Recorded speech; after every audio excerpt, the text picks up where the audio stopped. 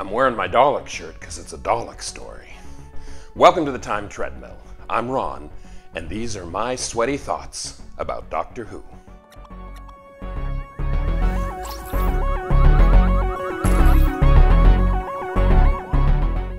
Okay, so let me tell you what is so cool about Mission to the Unknown. This episode is absolutely unique in the history of Doctor Who. In nearly 60 years of programming, this is the one and only episode that features absolutely no series regulars. There's no Doctor, there's no companions, there's no TARDIS, there's absolutely nothing. This is a standalone story that acts as a prequel to set up the Daleks' master plan. As much as I hated the last Dalek story, The Chase, because it's awful, this one I love. Like I said yesterday, Dalek's Master Plan is without question the gem of the third season of Doctor Who. And this right here is where it all begins. The problem is that the Mission to the Unknown is a completely lost episode. There's audio for it, like everything else, but there is no video remaining of it at all. It's never been found, and it probably never will be. So you might think that this morning I watched a loose cannon reconstruction. That's what I'm doing with all the other missing episodes that haven't been restored through animation. But no, what I watched this morning was a shot-for-shot recreation of Mission to the Unknown, done by the students and faculty of the University of Central Lancashire. Now you might think, oh, swell, a student fan film.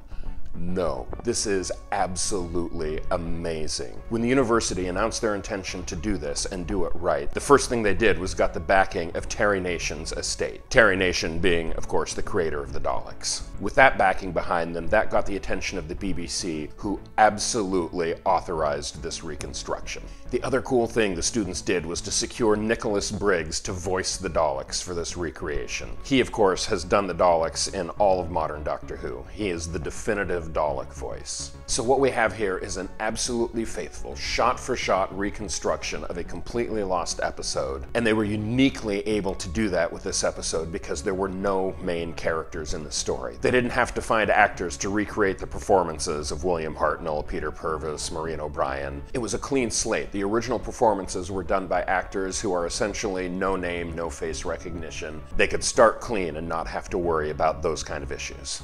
In that sense, they kind of one-upped the BBC on what they had to go through when they produced the 12th Doctor's final episode, where they had to hire actors to recreate not only the first Doctor, but also Ben and Polly. But here, the students of the University of Central Lancashire knocked it out of the ballpark. The production design is phenomenal.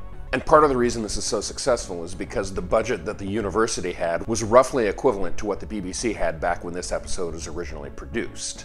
And these students do an amazing job. I mean, if you can't tell, I absolutely adore this recreation. I'm going to put a link to it down in the description, and I urge you to click on that link, spend 25 minutes, and watch this episode. The nice thing about this is you don't need to know anything about Doctor Who, you don't need to know any characters. It is a standalone 25-minute story that works on its own merits. And I won't spoil any of it for you. I just beg you to click on that link and watch the video, and I hope you enjoy it as much as I did. This right here, this is what the Daleks are supposed to be about. And in particular, from a writing standpoint, this has Terry Nation's nihilism on full display. This is everything that made Dalek Invasion of Earth so good, and everything that made The Chase so awful. Now, the other unique thing about this story is that this prequel sets up the Dalek Master Plan, but that's not what the next episodes are. We got this prequel, and now the next 4 episodes are a historical story set during the Trojan War, before we finally circle back to the epic Dalek's Master Plan.